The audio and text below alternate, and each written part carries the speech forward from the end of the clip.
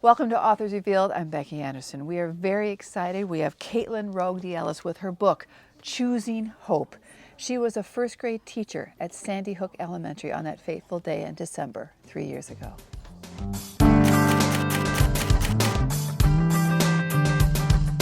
Kaitlin, welcome to Anderson's in Naperville. It's so wonderful for you to come and talk about your experience. I'm so grateful to be here. Thank you so much for having me. No, this is really wonderful for you to come and share your experiences and everything that you went through at Sandy Hook Elementary. But this memoir, yes, and knowing that it's just out in the world, actually it just released yesterday. So how does it feel to have this book that you put so much of your heart into out in the world now? And what are you hearing from readers or even educators, fellow educators, or just anyone who wants to hear about your courageous, what you did on that day, but everything you've done since then? Sure. So many questions there. I know, there's a lot. And we'll go. Yes, right. Yeah, so first, courage is acting in the face of fear. All right. That's for starters. Right. Second, we started a campaign about a month before the book came out, specifically for educators. Right. So about 35 teachers had the book a month ago, and the feedback has been that's great. Tremendous. And they did sort of a pass it on campaign where they had it, they read it, and then they passed it on to a fellow educator. And so the feedback from that has just been tremendous. That's great. That's my tribe, educators. Sure. Oh, absolutely. And so to have them and to have them read it and to relate to just what it means to be a teacher and that whole messaging in there was huge. But it's great to be out into the entire world. Right. I wrote the book because when I first started out speaking across the United States and Canada, what became evidently clear was that people wanted to connect with me, and they wanted to connect their pain to my pain. They wanted to share about their son who committed suicide, their daughter they had lost, their terminal cancer diagnosis, and they wanted to share that because I had shared my pain, it allowed them to know that it didn't have to define them. So telling the story over and over again, and obviously when people come up to you and just want to talk to somebody about what they've experienced and the pain and the grief and everything that's in their lives, is it hard for you telling the story over and over again? Or is it sort of a catharsis sort of experience that helps you tell the story over and over again? Well, I think the clarification would be it's every second of every minute of every single day. Okay. Yeah. So it's not going anywhere, Sure. So I might as well use my own pain, my own darkest hour, to encourage anyone else to know that they truly can come out on the other side. So it's so cool that you're connecting with educators, and we'll talk a little about your Classrooms for Classrooms, which I think is an absolutely wonderful project. But tell us first, about your journey of becoming an educator in the first place. Mm-hmm. Did you always want to teach? Always. Tell us how that whole journey and ending up being a first grade teacher. I wanted to be a teacher from 4 or 5 years old. And as a young adolescent, I held every job imaginable. I started as a mother's helper, babysitter, a nanny. I mean, you name it, I held the job. And when I went to university at the University of Connecticut, I enrolled in the Ag School of Education and got my undergrad and master's in elementary ed. And thankfully so, was hired into a first grade position at Sandy Hook, which was a dream. Right. Any teachers growing up that were a real inspiration for you, because you know the kid well, but also you know the kids that you've taught. You've been an inspiration for them undoubtedly. So who were some of those teachers? Maybe even in elementary school for you. I mean, well, Mrs. Bollier, in Choosing Hope, she was my 5th grade teacher. I mean, she was truly the teacher who lit that fire under me. She made me want to be exactly like her when I grew up, and I'm so incredibly blessed. I actually got to bring her coffee last week. Oh, how cool! She has MS and she's confined to a wheelchair, and we just sat for about 3 hours and we just went back and forth talking about when I was in her 5th grade class, talking about my experiences teaching, crying, and just really connecting. It was amazing. Yeah. So knowing what you had and when that day came in December, almost 3 years ago, what lessons in life did you think had you learned up to this point, either dealing with that day and doing the right thing, but also what helped you afterwards? So what lessons, either from a teacher, parents, grandparents, what kind of lessons did you learn? I know you talk about some of it in the book. Yeah. So for myself in the days and weeks following, there was such a sense of security being gone, and I was very much trying to answer why. And Right. over and over again, I was trying to answer why. And I came to this moment probably about a week and a half where I realized that this was not a way to live. I felt awful. I was terrified of everything, and I couldn't answer the whys. And my healing began the day that I realized that I needed to focus my energy on questions that could be answered. I think that for so many of us, especially in the dark times, we spend so much time trying to focus questions that we're never going to. Sure. And we forget there are so many questions we can, and more importantly, that there is so much power in that. And for myself, there were 2 questions I had to answer. And they were my guiding lights. How do I make sure this does not define my students and myself? How do we get our control back? I knew I had to answer them, and I knew I could. Right, right. So your parents, obviously grandparents, helped you growing up and giving you a lot of that strength and everything. So tell us a little bit about your class. You know, those 15 kids that were in your... 16. Oh, 16? 16. One was absent. Oh, on one was December absent that 14th. day. He was skiing. So tell us about your class and when you first, started that year with them. Tell us about the kids themselves. Well, to be fair, I think I would have to talk about all my first graders. every single class of first graders I had, those were the kids. Yeah, It's right. not just, Sure. 2012. Every year, those are your kids, and they leave your classroom, and you still think about them and worry about them and hope that they're doing okay and playing on their strengths and realizing their dreams. First grade, I think what I can speak to is this real year of wonder and awe. Your kids are coming in babies, and they're leaving writing long stories and doing, intricate math problems. The growth is just phenomenal. And to be able to be their teacher and to experience it right along with them through their eyes is just truly awe-inspiring. Every day is brand new. Yeah. Well, 6 and 7-year-olds, there's just something special about that age. There really, truly Absolutely. is. So inquisitive, so filled with wonder, so honest. Oh, for sure. So honest, too honest. Brutally honest, right? Brutally honest. Brutally honest. It's so true. It's so true. So, what happened that morning? I know you've related the story so many times, but what did you say to them? And what did they say to you in return when all of this was happening and occurring and hearing things outside of your classroom? I think the first thing is that it absolutely is a choice whether you even want to read that chapter in the book. Okay. And I really want to reiterate that, because that's really important. Sure. I don't want to expose anyone to anything that they would cause them too much pain or too much hurt. But at the same time, then people say, well, why did you include it if you're saying you don't have to read it? If I'm encouraging people to move forward from their darkness, I have to share mine, or else I'm not relatable. I'm not being real. I'm not being honest. For my students and myself on December 14th, it was 9:30 in the morning around. We were sitting in our morning meeting, which is a very quiet time during our day. We had just finished listening to Oklahoma's version of Oh, What a Beautiful Morning. We had just beautiful song. Such a beautiful song. We had just finished greeting one another. We were somewhere in the midst of sharing our holiday traditions when very loud, rapid fire gunfire began, and my classroom was the first in the school. We were sitting ducks, and we were literally 10 feet from where this began. And our only option was hiding, and that's what we did. Yeah.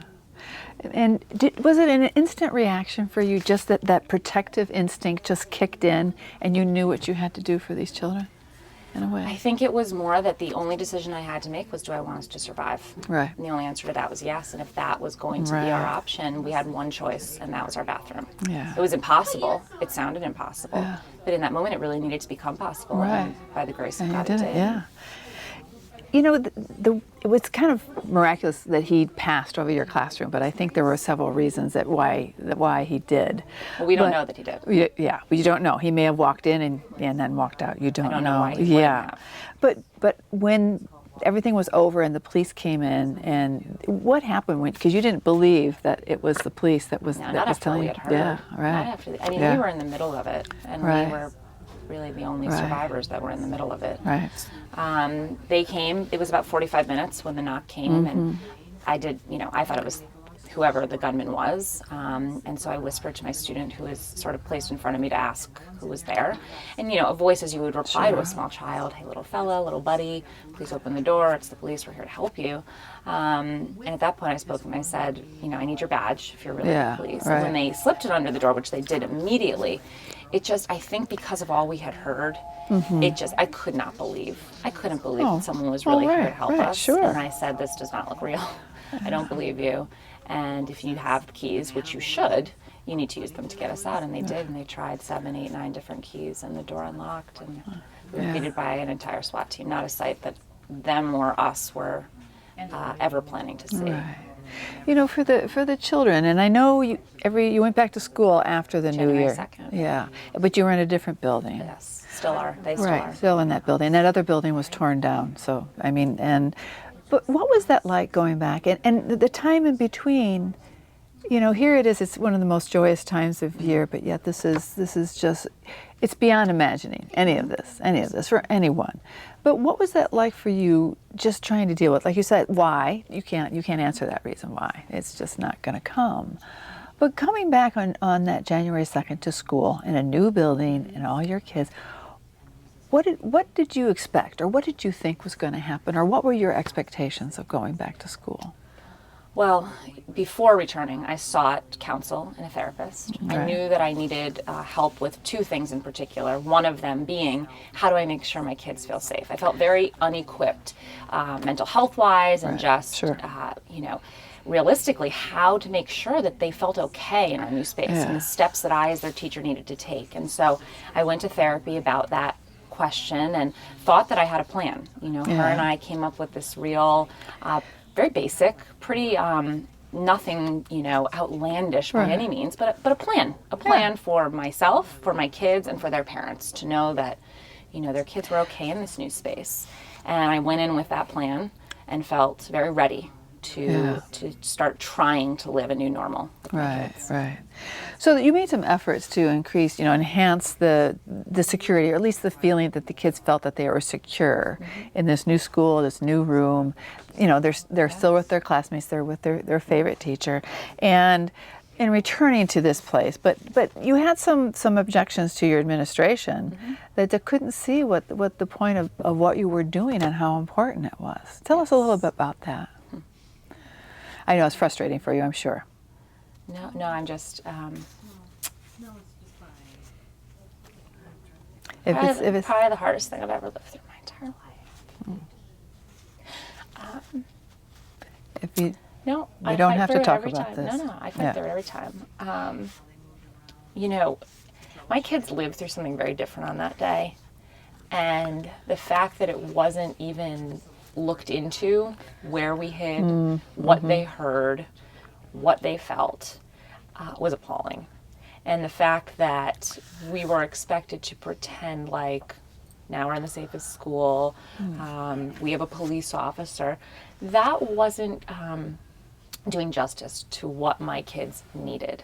My kids came to school every morning, and not all of them, but many of them would say, Miss Roig, what if that scary man comes here? Where will we hide? What will we do? I couldn't answer that. I couldn't answer that for them. There was nowhere to hide in our new room. And the fact that it was just this blanket statement of, and this was the statement, we have the safest school in the United States. That wasn't enough. My kids did not feel okay, and that wasn't all right with me. Right. Yeah.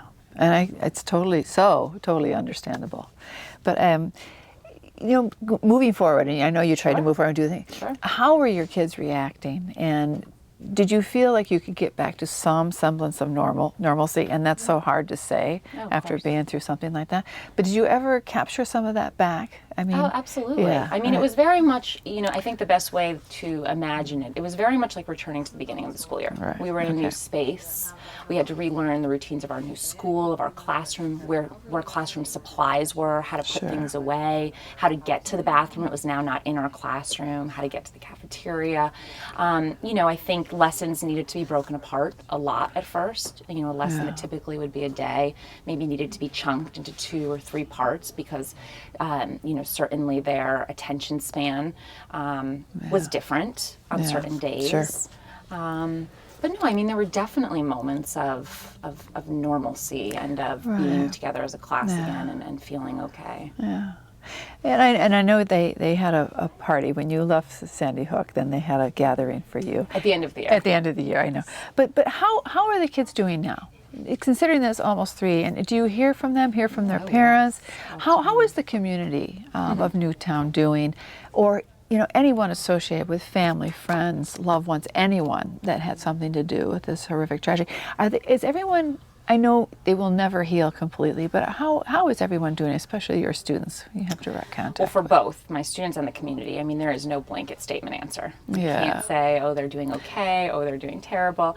It is a range, and it is, an ebb and flow. Right. There are certainly highs and lows and moments, and even now, almost 3 years later, certainly my students, some of them are still, dealing through things, and things crop up, and they, go back into therapy, and things lull, and then they, kind of remove themselves from therapy.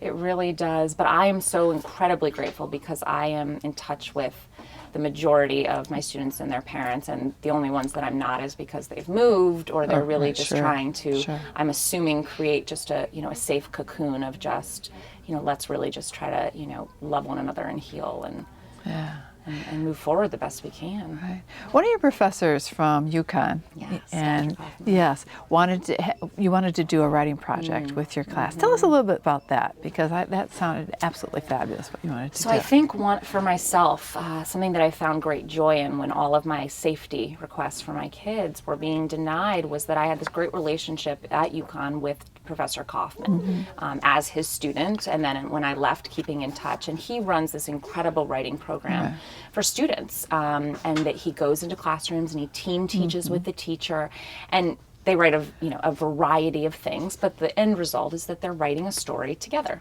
And after everything happened, he said, I would love, he was an hour and a half from us. He said, I would love to come in once, twice a week and do that with you and really help your kids to just feel good about something, to have something where they can express themselves and be positive. And I was just so excited, and I shared it a little with my kids, and I shared it with their parents, and they were thrilled, the majority. And I drafted up this letter to go home, and I was told no.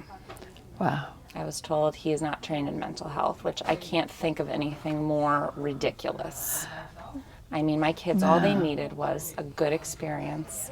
I mean, writing is so cathartic and so healing. Telling your story. And we weren't even going to tell our story. We were going to write a class book about ponies or butterflies. Or it was not going to have anything to do with December 14th. It was just going to be, let's write something where everyone contributes, where everyone's a part of it.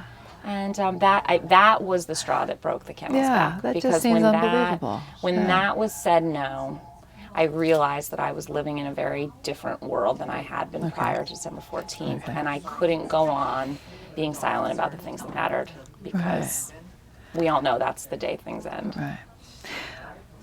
Your heroism is so extraordinary, what you did that day. But it's also what you're doing, how it's led you to what you're doing now. And it's about being optimistic about teaching, and teaching in many, many ways, and it's teaching all of us, but it's also paying it forward. And I think I'm so glad you recognize that. No, because we can never stop learning, no matter, in so many different ways. And I love the way you're focusing in, because intellectual intelligence, but emotional intelligence is almost more important. And making sure that kids have that emotional intelligence and so many things. So I want to know, and really, I'm so excited because I looked at your website. So cool, you're 501c3, Classrooms for Classrooms. Classes for Classes. So close. Classes for Classes. Same premise. I'm sorry. No, classes you're for good. classes. You're Classrooms. good. I was saying classes. You're good. Classes. Same I have premise. Classes for Classes on here. Yes. So, okay, I'm glad you corrected me. They're very close. They're very close. You're a very good teacher. You corrected me, but very nicely. So tell us where the seed for this started to grow, because I think this is such a cool project. Absolutely. We do too, so thank you. It started in my classroom. We were getting after the tragedy, and it was this one moment, probably a week after, of being back and just giving to my kids, that I had this moment where I realized that if I didn't take this as a teachable moment to teach my kids that in life, when you get, you have to give, that I was completely missing the mark as their teacher. Because that's the way the world works. In life, when you get, you need to give. And so one day I brought a box in front of them, and I said, these are gifts for us. Pulling things out, and I said, why did somebody do this for us? Their hands raised. They said they wanted to be nice, they wanted to be kind, they wanted to help us. I said, you're all absolutely correct. Why did somebody do this? And they said, well, they really wanted to make us feel happy and connected. And I said, yes. And what are we supposed to do? And they said, well, we should give back. And I said, that's absolutely correct. And then I didn't pose a question, but all of their hands started to raise, and they said, who are we going to help? How are we going to help them? What are we going to give to them? And it was this real, again, light bulb moment of, my kids have just endured the worst evil in the world 3 weeks prior, and yet here they are sitting in front of me smiling and happy about the prospect of helping someone else. Yeah. And I went home that night and I thought, this is something every student needs to have. And I started Googling around thinking, there has to already be this, there has to be. And there wasn't. No. There was nothing like it. And so I said, well, there has to be. It's really unique in what you do. It's pairing schools up for the giving and then the receiving. So we connect classrooms to care. That's our motto. Yeah. Our motto. So you sign up as either registering. You register as either a receiving or a giving class. Right. And then you're put in a queue and you're connected. So. Yeah. And I just, the thing is teaching empathy. And huge. for kids who so much Adults empathy would too. show, and adults, and showing them their empathy, but now paying it forward, now giving it back the other way. Well, I think that for myself just to touch on that, I think for myself as an educator, I always loved the social curriculum. I embraced responsive classroom wholeheartedly. But even doing that, I still had a really hard time actively engaging my kids in being kind, compassionate, and empathetic. We talked a lot about it, but it was very surface. My kids weren't actually embracing and engaging in that themselves. And so when it just sort of all came together. Yeah. So all this happening and thinking of this idea and making this 501c3 a reality. With a lot of help. Our board is Oh, incredible. yeah. That's fantastic. Did not do this alone. But has it helped you heal a little bit? Well, I think that when I went into my therapist back in January of 2013 and I told her about this idea, and I said, you have been so helpful to me. I said, but I really think that I need to put my healing into action, and I think I need to do something. And she said, okay. And so, yes, I think it has been a part of my healing. A part. Sure. Yeah.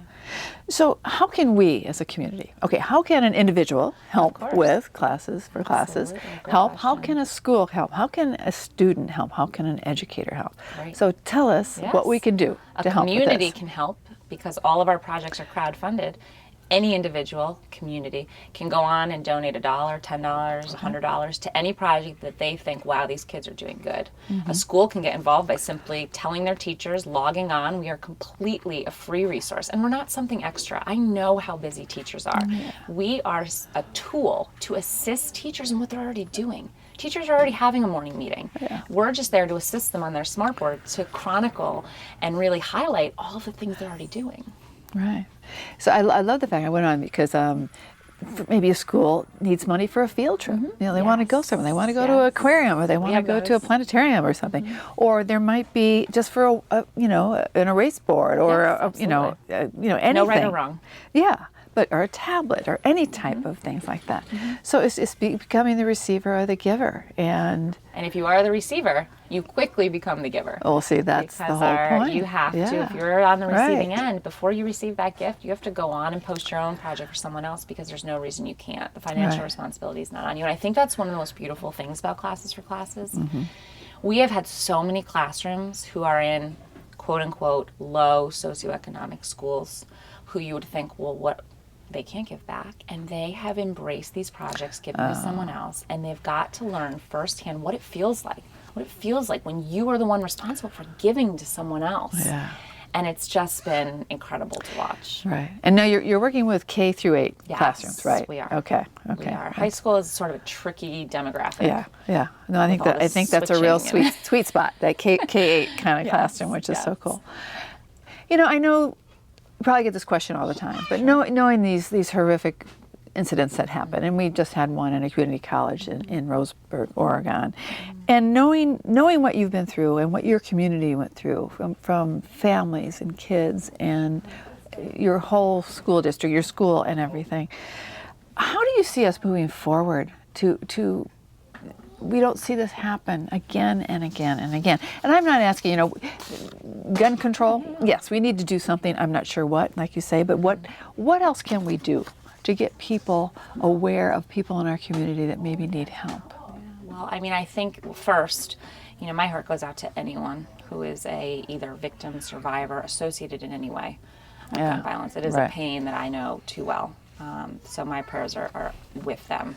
I think that, you know, for myself, my expertise, as I always say, is as an educator. So for myself, what I think is so important, where I think we need to really start as a community, a nation, what have you, is starting in kindergarten and making sure the kids feel connected to something, to know that they are a part of that team, even if they're not all best friends, and to understand that the words you say, your actions, they matter, and they have a ripple effect, and you don't stand alone. What you do affects someone else, what that person does affects someone else, and then we are all in it together. Right. We don't stand alone.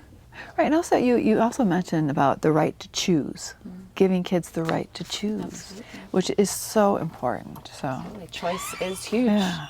So I read that you're doing an educational blog for the Huffington Post, right? Yeah, well, actually, I did that way before the book. Oh, I really? Did, Oh, you yes, I did that for a year and a Okay, half. tell us a little bit 24 about blog that. posts. Oh my gosh, what was that like, doing Yes, stuff it for the was Huffington Post? wonderful, and I think cool. that's actually probably part of what led to someone approaching me and Okay. saying, "I want you to write a book." Yeah. I don't know that for sure, but Yeah. my gut instinct Okay. says that. It was a Okay. wonderful process. Arianna Huffington is someone who really models that when you have, you give, and Yeah. that when you have resources, you help someone else to become successful. Right. She's not to plug her, but I mean I've met her quite a few times, and I feel that I can say that honestly and really mean that. Okay. So do you plan on going back to the classroom? I love this question. Okay, so I always 'cause laugh you, in my no, head no, when no, because this question is, there's some kids who need you. Yeah, there are two answers to this question. The first Okay, is all right. I have hundreds of classrooms now, maybe not hundreds, Yeah. but I will have hundreds with classes for classes. Sure, We've currently right. been in 35. Yeah. So thousands of students. And obviously, you know, when I go out and I'm speaking, not necessarily, you know, with the book, but when I go out and I'm speaking to educators, you know, last week, 2 weeks ago, I was at Notre Dame speaking to their undergraduate body. Yeah. That is teaching. But for those who really want to know if I'm going to be back in a classroom, the answer is yes. In January, I'm teaching 2 undergraduate courses at Bay Path University. Okay. Okay. Some people really want to pigeonhole me into one classroom, and so no, I will. So we just so you're teaching to somebody. I don't care what I the am age. a teacher through and through, and if Yeah. nothing has been, that wasn't, I didn't lead in right. I am a teacher through and through, and if there's one thing that has become even more solid since surviving the tragedy, it is that will never change. Okay. Good. That's all I can say. So what do you hope people will come away with when they read Choosing Hope? What is your biggest hope? Yeah. Choosing hope is a lifeline. It is a lifeline for anyone going through any type of darkness, because we all have it, to know that they can come out on the other side and they can find the light. It is a choice that what seems insurmountable does not have to be. I am living proof of that. Okay. Now, there's one thing I wanted to read out of the book, and I Sure, thought sure, this please. just was so cool. Okay. I hope it's not what I was Well, gonna no, read. but this is because I just love what your students say about you, and they gave this to you, and they wrote about you, about Miss Roig. This is the thing we love about Miss Roig, and there were just some of these were just so wonderful. I love Miss Roig because she has gray hair. I love that, but then also I love Miss Roig because she is a hero and kind. This year, Miss Roig taught me that even though bad things happen, it will be okay. What I will miss about Miss Roig is that she made me feel loved. I love Miss Roig because she is nice and protective. This year, Miss Roig taught me how to spell bed using my hands. But all this, what I will never get about Miss Roig is that she taught us poems, and I know you love poetry. I do right? love poetry. Yeah. Shel Yeah. Silverstein was my idol. Oh, it's a fact. So, well, Kaitlin, thank you so much for Thank sitting down you. and talking with us, and thank you for writing this book and for doing everything you did on that day and before, and everything you're doing after. So, thanks so much. Thank you. What a great conversation of hope, of positive thinking, what we can do after a huge tragedy that cannot be explained. It's Choosing Hope by Kaitlin Roig-DeBellis. She was a first grade teacher at Sandy Hook Elementary. Thanks for joining me on Authors Revealed.